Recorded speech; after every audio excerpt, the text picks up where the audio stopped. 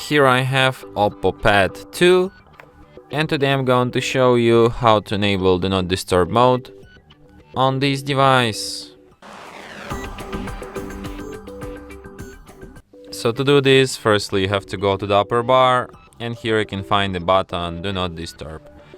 So by tap on it once, you can switch this mode by holding your finger on it. You can access some of its settings. So here you can set up duration of this mode in this menu, and by going to more you can access all its settings. For example, you can set up a schedule here, so you can select its name, you can select start time, end time, and on which days it will repeat.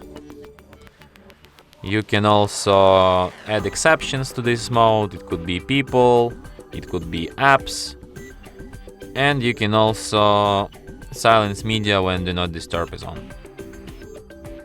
So yeah, and that's it. Thanks for watching. If you find this tutorial useful, don't forget to hit that like button and subscribe to our channel.